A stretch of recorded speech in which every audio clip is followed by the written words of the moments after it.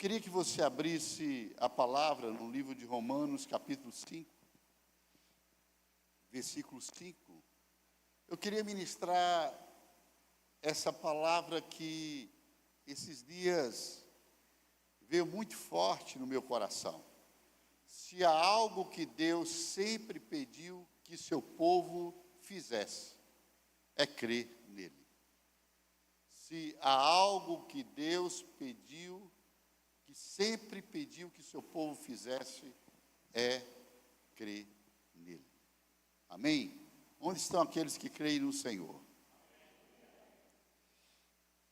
Eu queria trazer uma introdução aqui em Romanos 5 diz assim: e a esperança não nos envergonha, porque o amor de Deus está derramado em nossos corações pelo Espírito Santo que é dado a nós.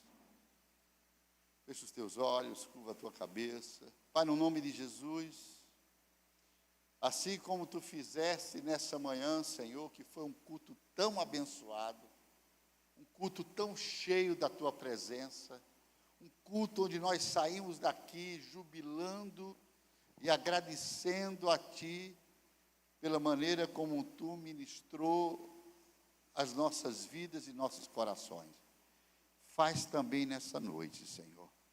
Pai, no nome de Jesus, que a tua palavra venha, Senhor, como espada de dois gumes, penetrando entre as juntas e corações, Senhor, e trazendo um despertar sobre a tua igreja em uma área tão importante que é o exercício da nossa fé, Senhor. A nossa confiança num Deus que tudo pode. Então, Senhor, que os ouvidos estejam abertos, o coração atento para que a tua palavra possa fluir em nosso meio. É isso que eu te peço nesta noite, no nome de Jesus. Amém. O apóstolo Paulo, ele diz que a esperança não nos envergonha. Ou seja, a esperança, ela promete que há algo do outro lado da vergonha, que é um combate, ou seja, é um antídoto para ela.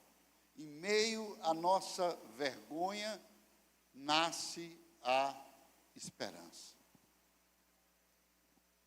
Há vergonhas quando nós tomamos decisões ruins na nossa vida.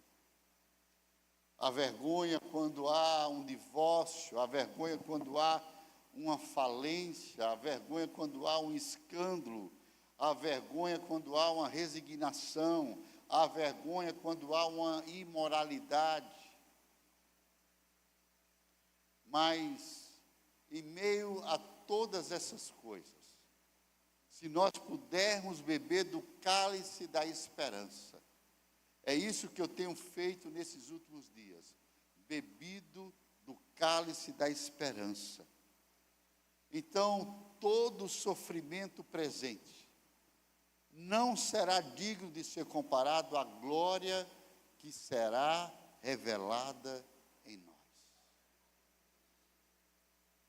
Eu queria compartilhar de um texto em cima disso e dessa introdução que eu estou trazendo agora, lá no livro de Números, capítulo 21, eu queria que você abrisse, livro de Números, capítulo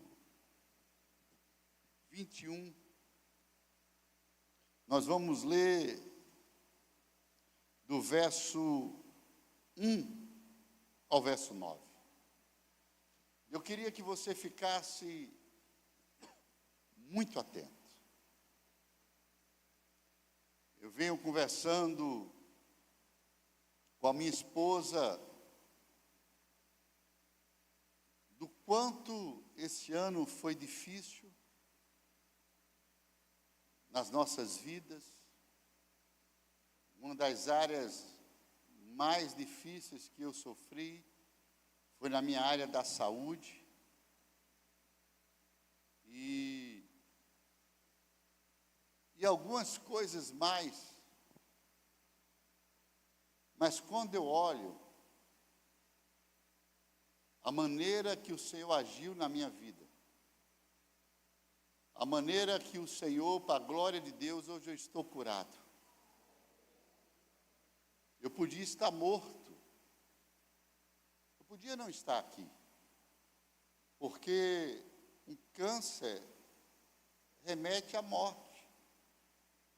Então, só eu estar aqui hoje, não tem luta, não tem guerra, não tem sofrimento, não tem batalha que ofusque a vitória de Deus na minha vida.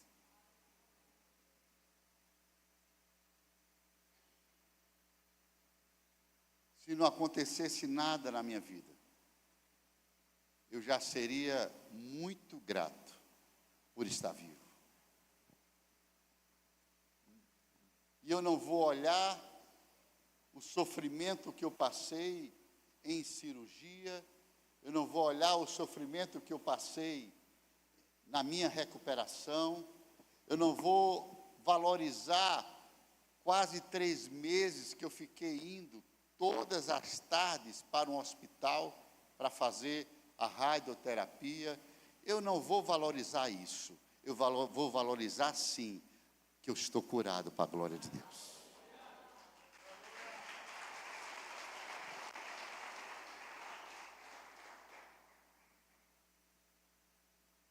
E esse texto começa assim, Números 21.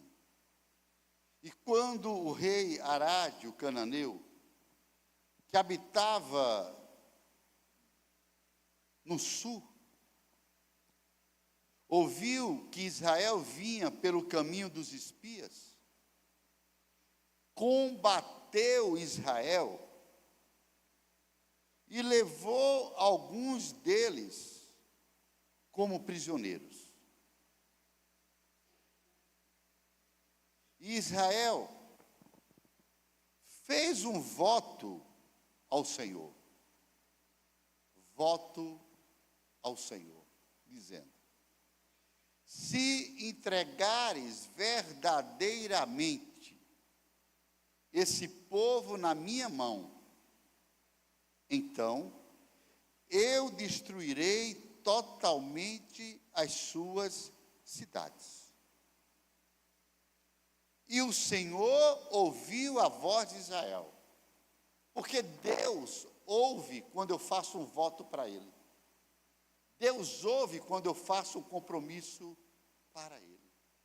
Amém? Olhe para o seu vizinho e diga: Deus ouve as tuas orações e os teus votos a Ele.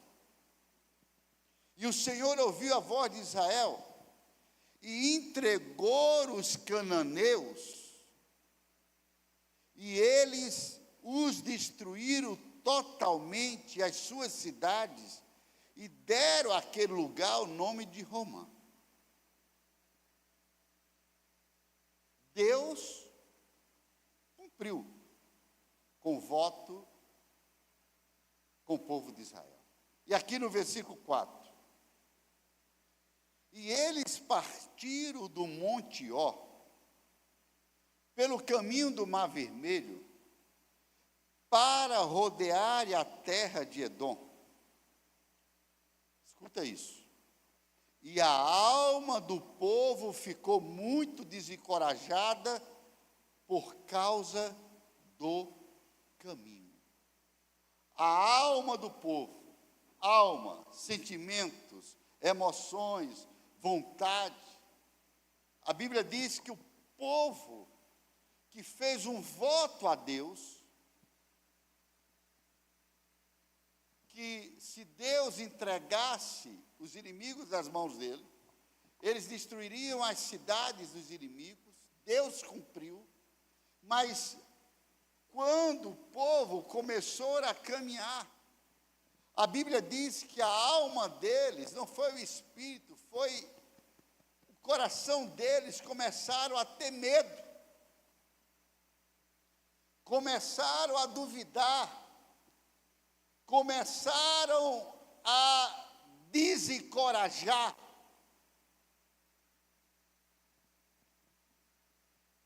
Por causa do caminho. Pastor, que caminho é esse? O caminho da vitória, o caminho da bênção, o caminho da promessa, o caminho do que o Senhor prometeu na tua vida e Ele irá cumprir. E diz o verso 5: e o povo falou contra Deus e contra Moisés. Por que nos trouxeste do Egito para que morrêssemos nesse deserto? Porque aqui não há nem pão nem água. E esse pão leve traz repugnância à nossa alma. O povo viu os milagres de Deus, e começaram a vir as lutas, as guerras, porque milagre acontece em situações que você não resolve, sim ou não? Senão não é milagre. E o povo começou a relutar, e a luta está grande, a dificuldade está grande. Meu Deus, é muita luta, é muita guerra. E aqui vem a palavra, verso 6. E o Senhor enviou serpentes ardentes entre o povo, e morderam o povo, e grande parte do povo de Israel morreu. E o povo veio a Moisés e disse: olha, pecamos, pecamos, porque falamos contra o Senhor e contra ti.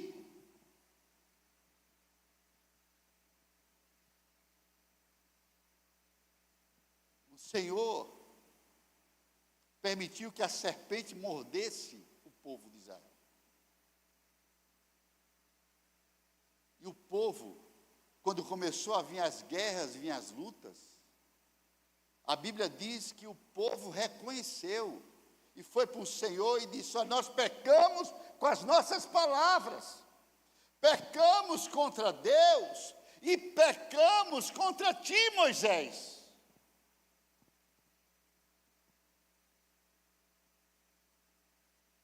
E o povo chegou: Moisés, ora ao Senhor, para que tire de nós essas serpentes. E Moisés orou pelo povo. É assim que a gente faz, né? Mesmo vendo as coisas que não, as reações, as dificuldades, muitas vezes a incredulidade do povo, nós estamos orando por cada um, para que Deus abra os olhos e faça eles enxergarem que Deus tem feito grandiosas coisas em suas vidas. E diz assim: e disse o Senhor a Moisés: faz uma serpente ardente e coloca sobre uma haste, e todo aquele que for mordido, ao olhar para ela, viverá.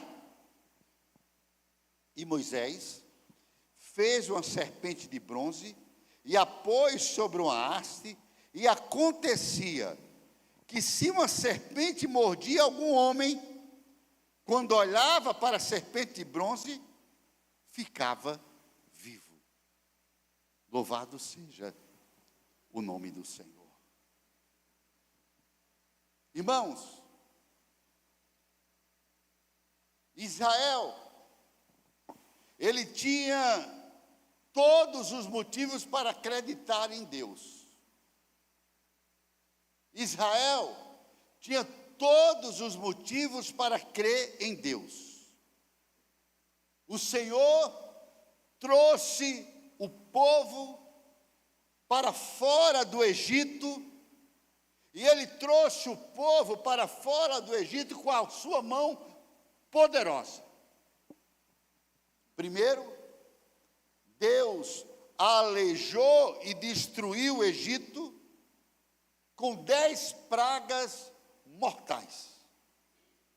E quando o faraó, ele decidiu que ele não deixaria o povo de Israel ir. O Deus Todo-Poderoso então atraiu juntamente com seu exército para o Mar Vermelho e fez com que todo o exército de Faraó morresse afogado.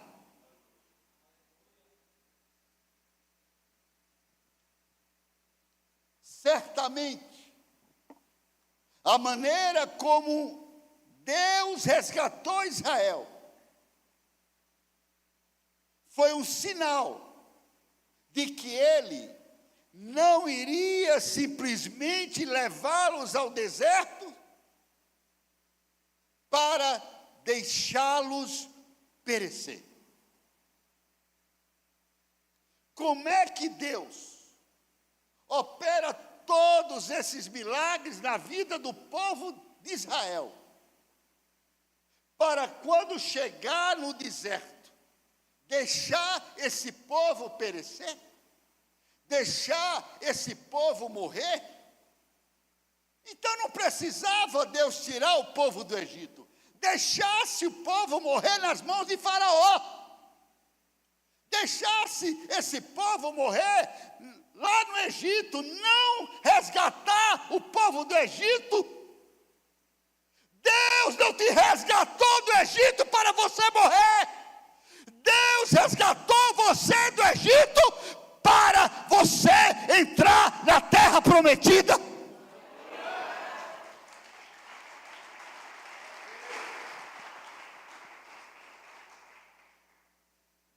Irmãos, se Deus quisesse os filhos de Israel mortos,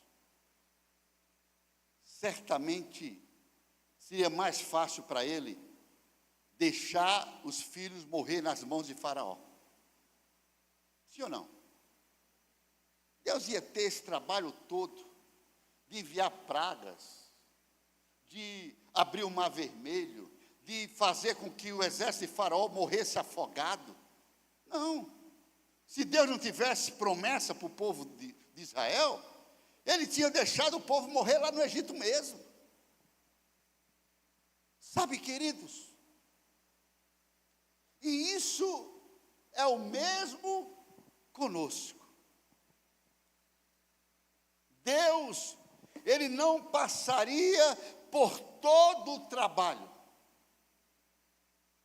de nos desenvolver, de me aperfeiçoar, de te aperfeiçoar, de te moldar, de trabalhar na tua vida, se Ele desejasse te destruir. Porque Deus tem poder de vida e de morte. Sim ou não? Deus ia ter esse trabalhão todo que tem contigo. Pense num povo para dar trabalho, que é você. Tu anda dando trabalho para Deus dia e noite. Mesmo Deus dando vitória a ti, mesmo Deus, mesmo Deus cumprindo promessas na tua vida, tu continua dando trabalho, tu continua reclamando da vida, tu continua questionando as coisas que acontecem contigo.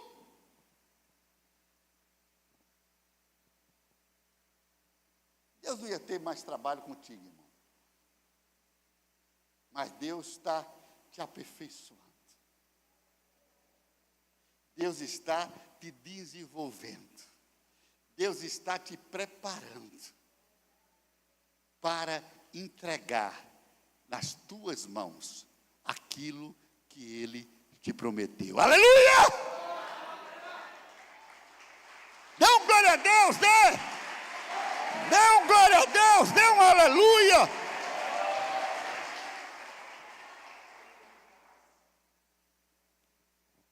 Mas, no meio de tantas evidências de que a mão de Deus estava com seu povo, os hebreus acreditaram em seu medo, em vez de confiar em Deus. Em meio de tantas evidências de que Deus estava cuidando, preparando, agindo em suas vidas.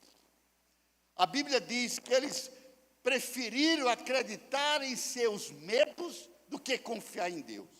Se há algo que Deus sempre pediu que o seu povo fizesse, é crer nele. A Bíblia diz, aleluia, que o povo chegou e disse para Moisés: por que nos trouxeste do Egito? Olha que coisa, para que nós morrêssemos no deserto.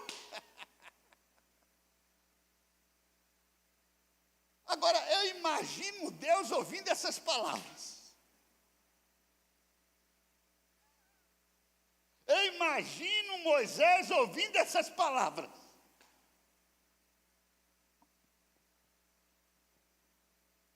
Ô meu irmão, ô minha irmãzinha, se Deus quisesse te matar, tu não tinha chegado nem aqui. Mas a Bíblia diz que eles estavam desencorajados. Quem não tem coragem, tem medo. Sim. Ou você é corajoso, ou você é medroso. Sim. A Bíblia diz que a alma deles estava desencorajada.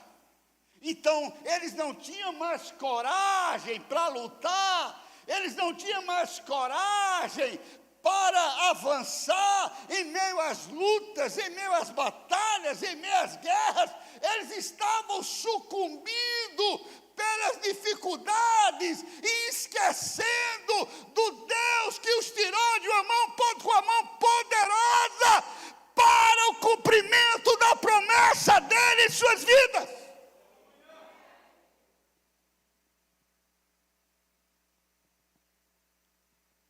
Então, em vez de confiar em Deus, eles confiaram nos seus medos. Agora, deixa eu te fazer uma pergunta. Isso não soa familiar para você, não? Você que está aqui ouvindo a palavra, não se parece com a tua vida, não? Não soa como é algo que você está vivendo nesses dias, não? Em vez de você olhar e crer no Deus que começou a boa obra, Ele vai completar, porque Ele não é homem para que minta, nem filho do homem para que se arrependa. Se Ele falou, está falado. Se Ele prometeu, Ele cumpre.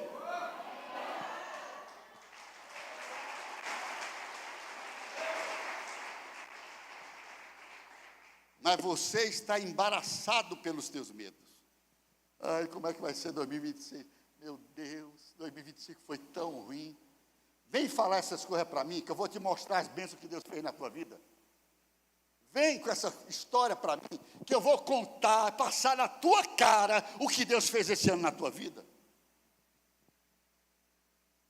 E não foi pouca coisa não, foi grande coisa. Não foi pouco milagre não, foi grandes milagres. Não foi coisinha pequena não, foi a mão de Deus abrindo porta onde não tinha porta, foi a mão de Deus trazendo livramento de morte, foi a mão de Deus agindo na tua vida, foi a mão de Deus.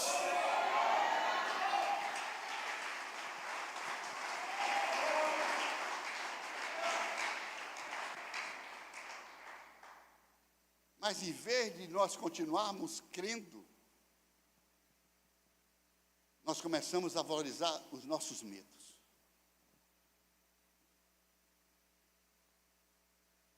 Eu não sou o único atormentado pelo pânico durante as aflições da minha vida. Vem tormenta, sim. Vem batalha, vem. Mas, queridos, quando nós nos deparamos com calamidades, nós acreditamos nos nossos medos de destruição. Ai, meu Deus, vou perder tudo. Ai, meu Deus, como é que vai ser agora? Ai, meu Deus, como é que eu vou vencer essa luta? Ai, meu Deus, como é que eu vou sair dessa situação? Nós esquecemos de que Deus está presente na minha vida e na tua vida. Olhe para o seu vizinho e diga: Deus está presente na tua vida, ao vivo e a cores. Ele está contigo. Embora ele possa estar se escondendo dos teus sentidos físicos. Você está dizendo: meu Deus, onde é que está Deus que eu não estou vendo Ele agindo? Onde está Deus que eu não estou vendo Ele me tirando desse sufoco? Onde está Deus que eu não estou vendo os milagres acontecendo na minha vida? Eu quero te dizer uma coisa para você nesta noite. Mas um Deus escondido não é o mesmo que um Deus ausente. Deus, aos teus olhos, pode estar escondido, mas Ele não está ausente da tua vida. A Bíblia diz que Ele é onisciente, onipresente e onipotente.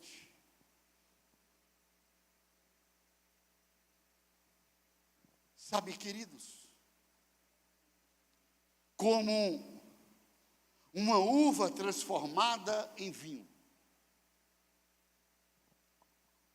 Deus está nos treinando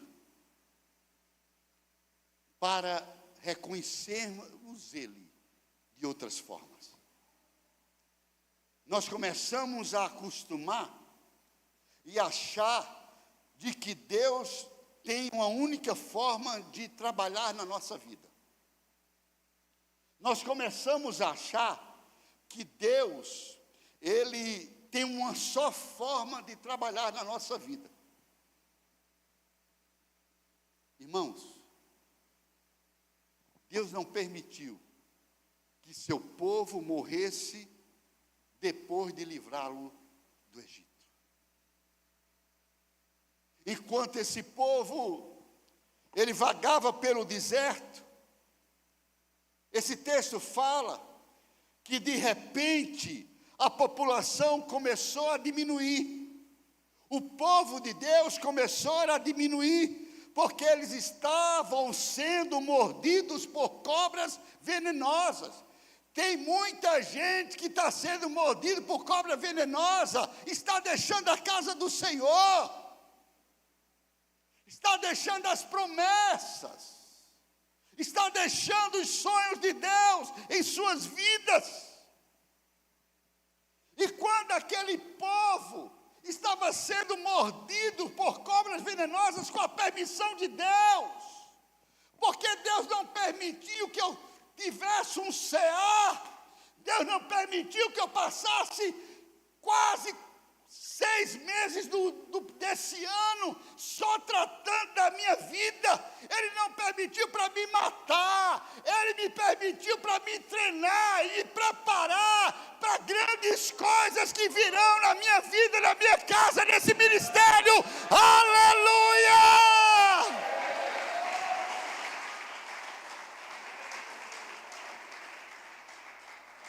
Eu estou vivo.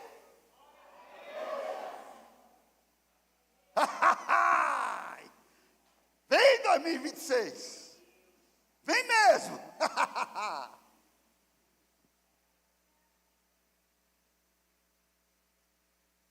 A minha esposa no SDR, ela chegou para mim: meu filho, não comece mais igreja não, tá bom. Pare.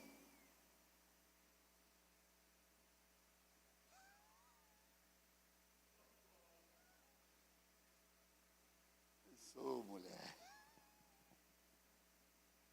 Oh, mulher. Bendito seja o nome do Senhor. Sabe, é tão interessante que quando a serpente começou a matar o povo de Israel, a Bíblia diz que instantaneamente, imediatamente, de repente, Deus deu instruções a Moisés para bater o bronze na forma de uma serpente e envolvê-lo em torno de um cajado. Depois, ele tinha que levantar o cajado para que todos os que fossem mordidos pudessem olhar para aquilo e ser curado. Mesmo o povo desencorajado, mesmo o povo sem crer em Deus, quando a Bíblia diz que o povo se arrependeu, o povo confessou, imediatamente Deus veio e agiu. Em meio àquela caminhada, em meio àquele deserto que eles estavam vivendo. Eu falava nessa manhã, a gente avança vários séculos e vemos Deus aparecendo na forma de Cristo, sustentado na cruz, para que eu e você pudéssemos ser curados. A mesma tipologia de Moisés com cajado. Agora é Deus que envia Cristo na cruz para a minha cura e para a tua cura. Louvado seja o nome do Senhor. Levanta as suas mãos aos céus agora. Levanta as suas mãos aos céus agora. Levanta as suas mãos aos céus agora. Seja curado. Seja liberto. Que a prosperidade venha sobre a tua vida. Tira o medo. Levanta corajosos e corajosas do Senhor.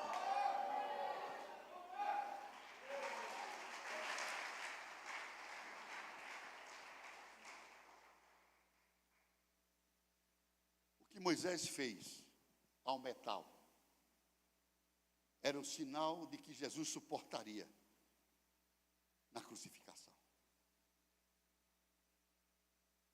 Eu falava nessa manhã, eu só posso redimir algo que é semelhante. Eu só posso curar alguém se primeiro eu for curado. Eu só posso falar em prosperidade se primeiro eu for próspero.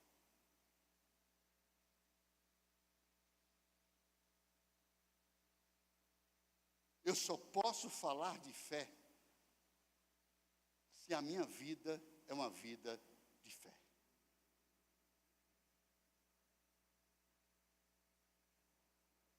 Eu só posso falar que Deus é um Deus todo-poderoso se eu vivo esse poder dele sobre a minha vida.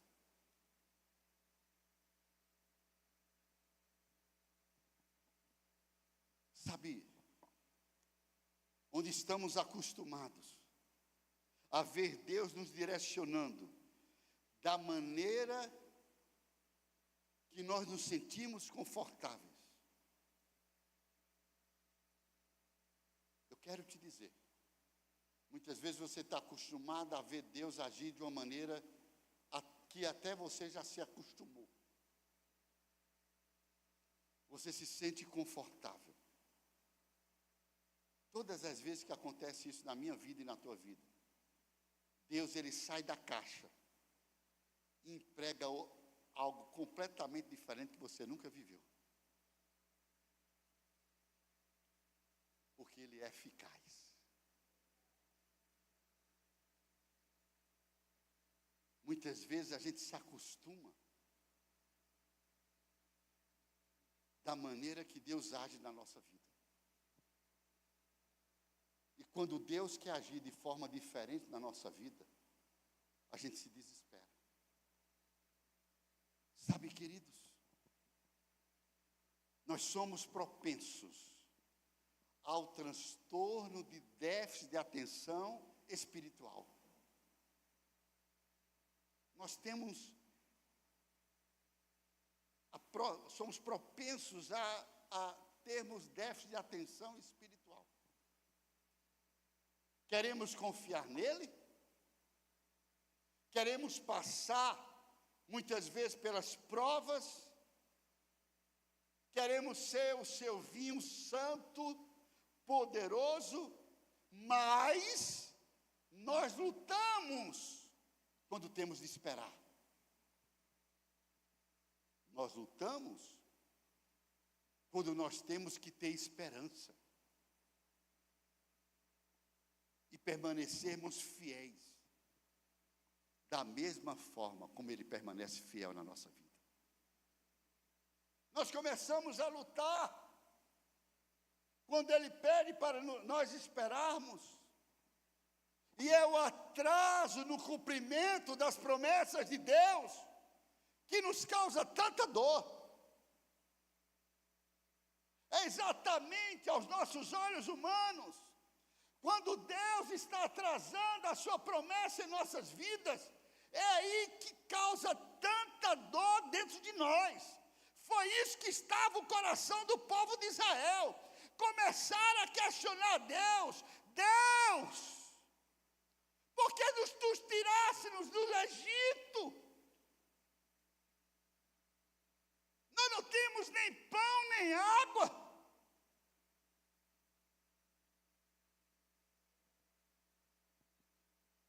Sabe, queridos,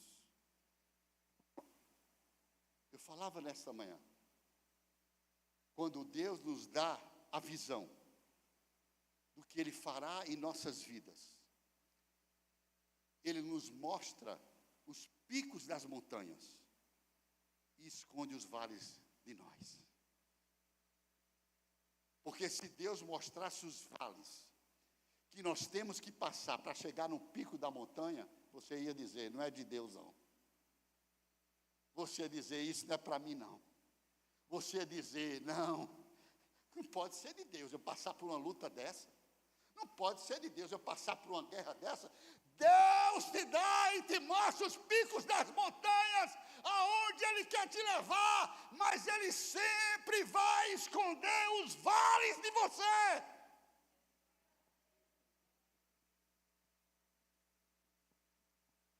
Se você visse a subida que teria que aguentar até chegar ao topo da montanha, certamente você abandonaria a viagem. Quando todo mundo quer chegar no topo, todo mundo quer chegar no alto da montanha, todo mundo quer vitória. Quem quer vitória aqui? Aí todo mundo levantou a mão. Quem não quer, né, irmãos? Todo mundo quer vitória. Todo mundo quer chegar no topo da montanha. Mas se você olhasse bem a subida que você vai ter que fazer para poder subir, chegar no topo, você dizia: não, vai dar muito trabalho, a viagem é muito longa, não estou preparado para chegar lá não, Deus, está bom aqui. Irmãos, sim ou não? Sim ou não? Mas sabe o que eu tenho aprendido? É a paixão pelo cumprimento da promessa de Deus que me motiva. Eu sou apaixonado por aquilo que Deus ministrou e falou que faria na minha vida. Eu tenho paixão pelas promessas que um dia Deus profetizou sobre a minha vida. E essa paixão é que me motiva. Mas é exatamente esse jogo entre a dor e a paixão que o Senhor nos usa para refinar. De um lado está a dor, de um lado está o sofrimento, do outro lado está a minha paixão, porque eu sei que o que o Senhor prometeu Ele vai cumprir na minha vida. Entre a dor e a paixão, Deus está usando para te refinar. Eita Deus! Deus está usando para te preparar. Deus está usando para te treinar. Pode aplaudir ao Senhor.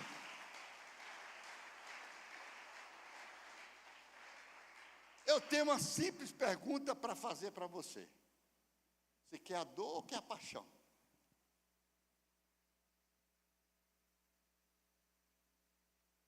Eu quero a paixão. Porque se eu ficar com a dor,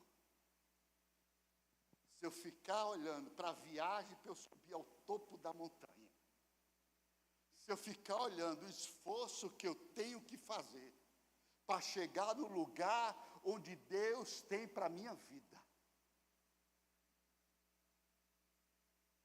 Eu falava nesta manhã, há 4, 5 anos atrás, nós temos 4 igrejas. Hoje nós estamos, até o número eu estou me perdendo, parece que é 39 igrejas. E aí eu quero viver uma vida que eu vivo quando eu tinha 4 igrejas. Vai para lá, Pedro, para de ser menino.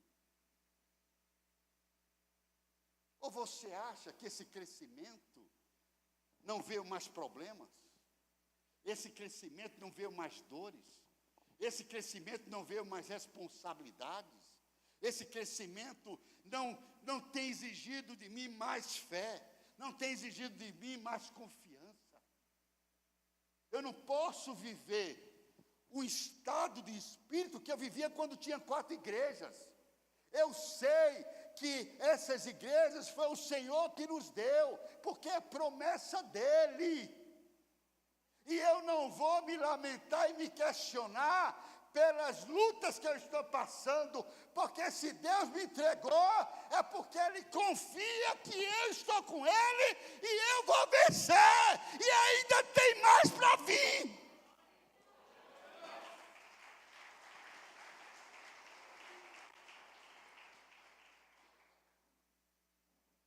Quer voltar para onde você estava? Quer voltar para quem você era? Era isso que o povo de Israel estava fazendo. Deus, por que tu me tirou do Egito? Se eu estou passando por essas lutas, quer voltar para 4 anos atrás? Quer voltar para 10 anos atrás? Porque quando você começa a questionar as lutas, você começa a questionar as batalhas, você está dizendo, a promessa que Deus me deu não presta. O sonho que Deus me deu é do diabo. Porque eu estou passando por lutas. Eu estou passando por guerras. Eu estou passando por batalha. Que Deus é esse que diz que me ama? Que Deus é esse que diz que tem promessas?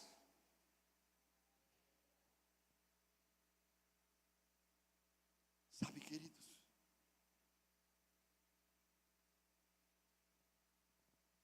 é a paixão que faz você insatisfeito com o que você é, enquanto espera pelo que Ele quer.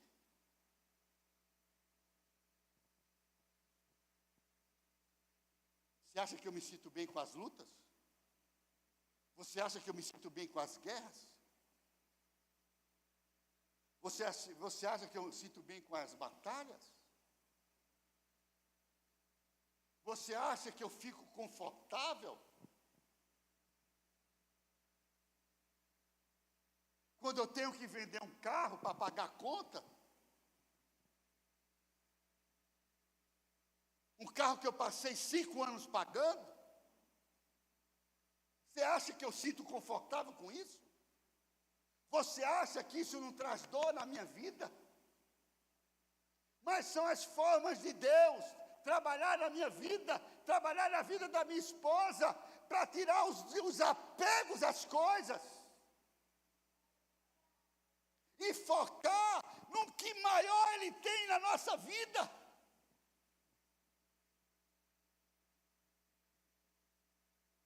Você acha que eu fico satisfeito quando eu vendo um carro para pagar a conta e o único carro que eu tenho quando eu vou sair fica no prego? Deus! Eu podia dizer que Deus é esse, que promessa é essa? Que sonho é esse? Para que eu passar de novo por tudo isso? Eu sei que o melhor de Deus ainda está por vir. Irmãos, você está aí comigo? Deus não quer torturar seus filhos por meio de atrasos. Não. Pelo contrário, são as coisas escondidas nos vales. Que vale é esse, pastor? Do ainda não. Deus, cadê a minha vitória? Ainda não. Deus, cadê aquela promessa? Ainda não. São os vales do ainda não. São os vales do espere que nos fazem ser quem somos.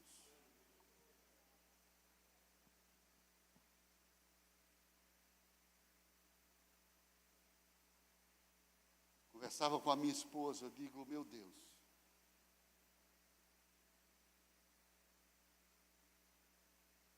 passarmos por toda essa luta que nós passamos esse ano, no ministério, luta financeira, luta espiritual, ver pessoas que nós amamos pecando e caindo, e ver um sonho de ter minha casa própria depois de 16 anos.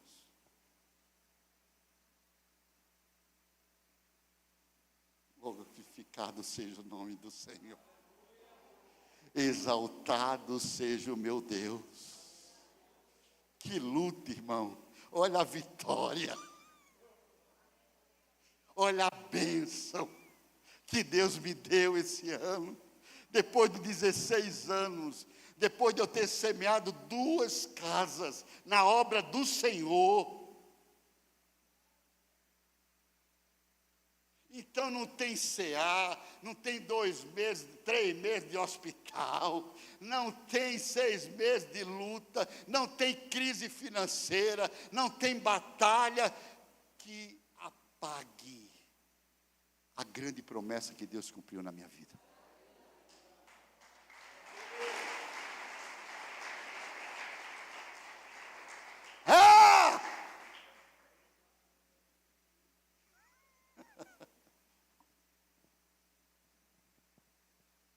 Ou você acha que a promessa vem, você na beira-mar, tomando água de coco, comendo um caranguejozinho, comendo um camarãozinho, uma lagostinha. Você acha que a promessa vai vir assim, para a sua vida? É peia, é luta, é guerra, é batalha. Você vai dizer, não, Senhor, afasta de mim esse cálice. Mas, Senhor, eu estou cansado. Mas, Senhor, eu não aguento mais. Eu não te fiz para morrer. Eu te fiz para herdar a terra da promessa. Aleluia! Aleluia!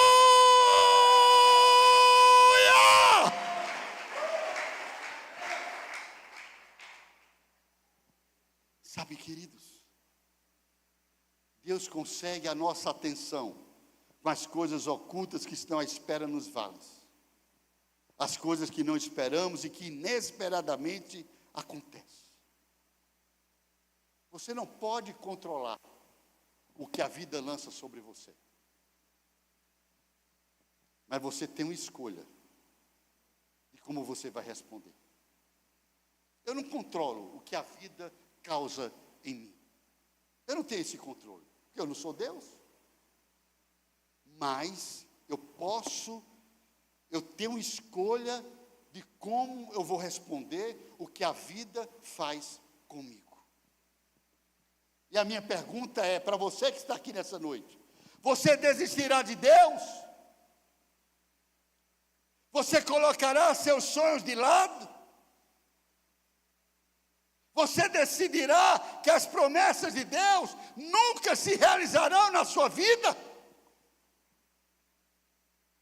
Ou você vai confiar naquele que te sustenta, mesmo quando os vales da vida ameaçam reivindicar a última coisa que você tem, que chama-se fé.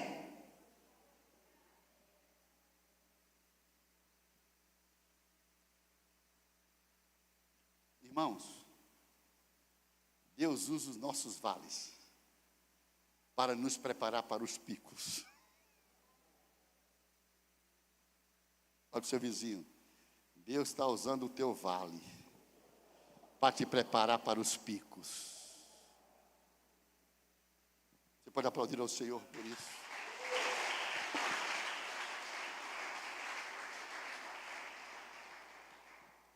Sabe, queridos, devemos perceber que ainda não estamos prontos para as promessas que residem a uma altura tão grande. Você precisa reconhecer. Você precisa reconhecer que você ainda não está preparado para uma altura e um lugar tão grande que Deus quer te colocar. Sabe por quê? Porque falta fé e humildade na tua vida. Em vez de você reclamar das lutas e das guerras e da batalha, tenha humildade de reconhecer que se Deus intervisse nessa hora na tua vida, talvez você nem estivesse aqui. Talvez você dissesse: eu não preciso mais de Deus. Eu não preciso mais estar na igreja. Como muitos fazem, eu cultuo Deus na minha casa. Sabe, queridos, Deus esconde seus tesouros até que nós possamos lidar com eles. Você está ouvindo isso? Deus esconde os seus tesouros de nós até que eu tenha maturidade para lidar com eles.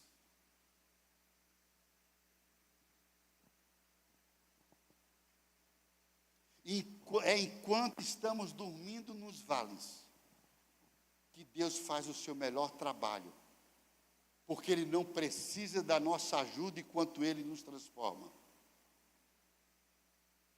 E nesse processo, a única coisa que Deus quer de mim e de você são duas coisas: fé e humildade. Fé e humildade. Muitas vezes não precisamos tanto de Deus para nos ensinar como lidar com os picos de bênção, quando precisamos dele para nos mostrar como lidar com os vales da preparação. A gente convive isso direto aqui na igreja. Se está tudo bem, não preciso dar satisfação, não preciso prestar contas. Mas se está tudo ruim, a primeira coisa que vem: pastor, ora por mim, a luta está grande. Isso é, né? Quando tu estava na bênção, tu esquecesse do pastor. Agora tu está na luta, tu está atrás dele para ele orar por ti. Porque o ser humano é assim, meu irmão. O ser humano é assim. Mas tudo isso é preparação para o seu alinhamento. O Senhor falou esses dias para mim, essa semana específica, esse ano, a palavra profética foi o ano do reposicionar para grandes promessas, conquistas. E o Senhor, Ele agora vai começar a nos dar alinhamento. Alinhamento. Muitas vezes você está aqui, você é cansado de parecer bem, mas não está se sentindo bem. Você está cansado de sorrir, mas não está tendo alegria. O produto acabado que você vê nos picos é o resultado final da ressurreição no vale. Escute isso. O produto final que você vê no pico é o trabalho que Deus fez na ressurreição no vale. Porque no vale você diz, eu não vou aguentar, eu não vou suportar. A luta está grande. Irmãos, nesses últimos 12 anos de ministério, esse ano, sinceramente, foi o ano mais difícil para nós como igreja. Muito difícil. Muito difícil. Eu falava hoje com a pastora Ruth foi almoçar na minha casa, que eu fiz uma macarronada bem gostosa, ela gosta. Eu disse, eu vou fazer, tem uma macarronada, é mesmo, mas comeu feito gente não, viu? Ela está lá na Maraponga pregando. E eu disse, pastora,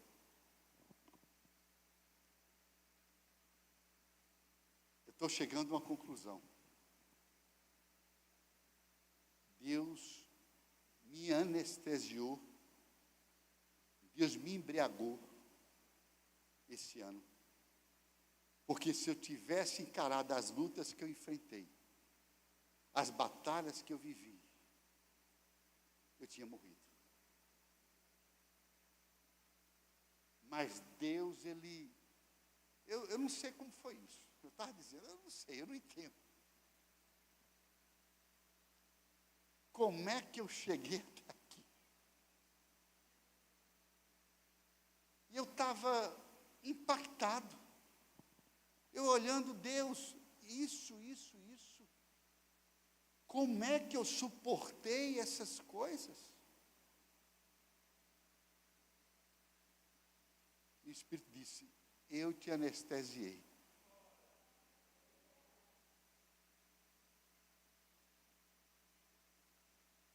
Eu te embriaguei com o meu espírito.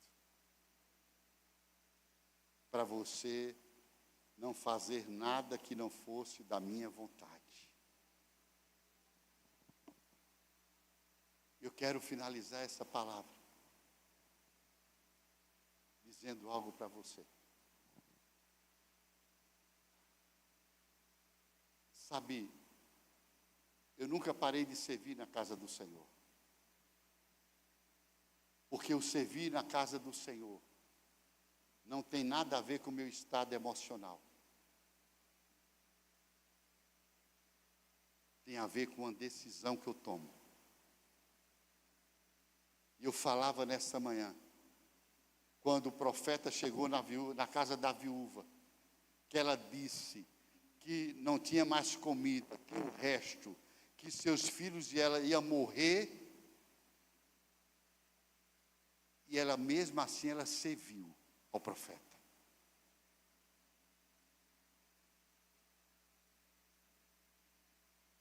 Porque servir é uma decisão. Não tem nada a ver com o meu estado emocional. Imagina aquela mulher preparando a comida para servir ao profeta. Já pensou se aquela mulher olhasse para a situação que ela estava vivendo? Você acha que ela ia servir o profeta? Não. Ela não ia servir o profeta. Porque ela decidiu. Ela disse para o profeta, o meu marido era um homem de Deus. Certamente o marido dela ensinou a ela o que é o verdadeiro serviço. Mas deixou dívida aqui para pagar.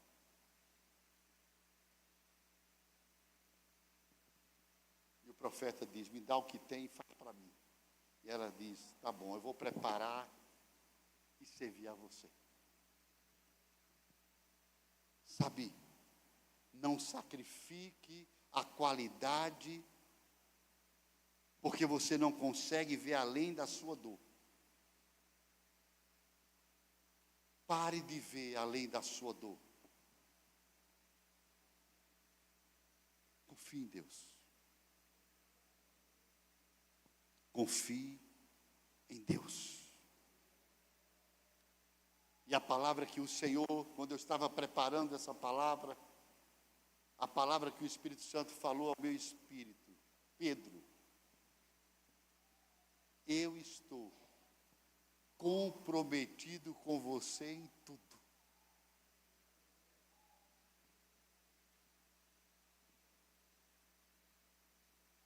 Eu tenho compromisso com você em tudo. Eu não sei como você chegou aqui nessa noite, mas tudo que Deus sempre pediu ao seu povo é que o povo creia nele.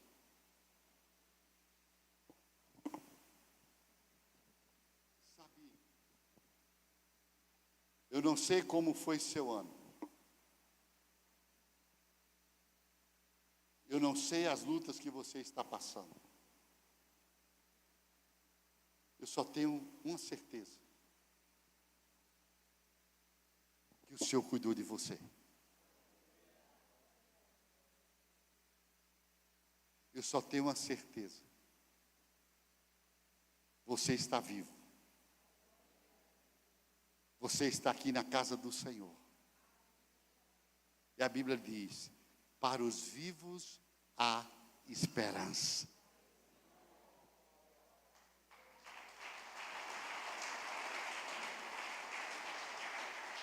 Queria que você ficasse de pé.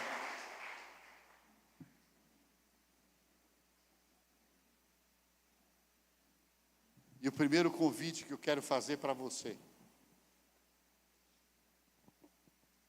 Primeiro, se você não crer nele, e você ainda não entregou a sua vida para Jesus, basta você levantar as suas mãos que eu quero orar por você. Porque não tem como você crer em Deus. A Bíblia diz, Jesus disse: eu sou o caminho, a verdade e a vida. Ninguém vem ao Pai senão por mim. Você nunca vai crer verdadeiramente se primeiro você não entregar a sua vida a Jesus Cristo. Alguém no nosso meio que deseja entregar a sua vida a Jesus hoje? O Senhor está te chamando. Alguém no nosso meio? Hoje é teu dia. Hoje é a tua hora. Tem alguém no nosso meio? Segunda pergunta.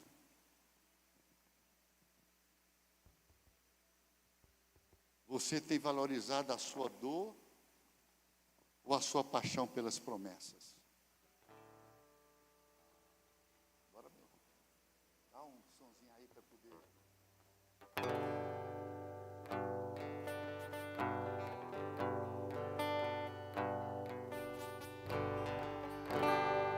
O que é que você tem vivido? Valorizado as suas lutas? Quando eu falo dor, o que causa dor não é bênção não, o que causa dor é luta. Você tem valorizado as suas lutas?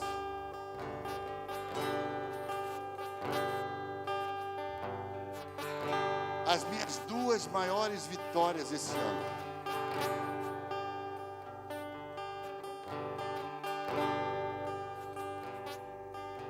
foi um bem material que Deus me deu. E o meu filho mais velho, Pedro Filho, ele está crentão. Não está crente não, está crentão. É postando, Deus falou comigo.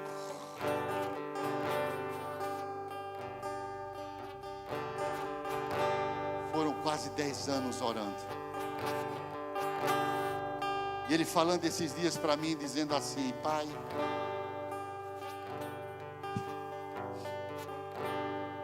eu quero me envolver no ministério.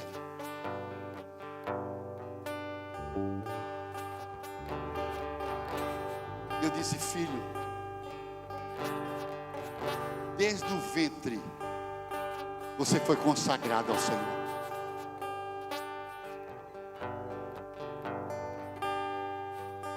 Desde o ventre. Eu sempre soube, meu filho, que você tem um chamado em Deus.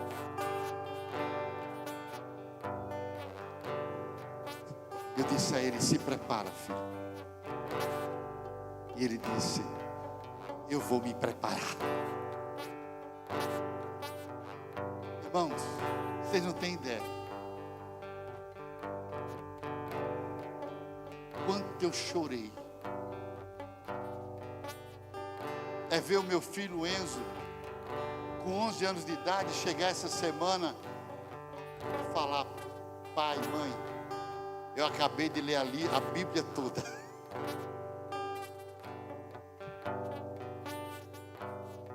Irmãos, não tem dor que venha apagar essas conquistas.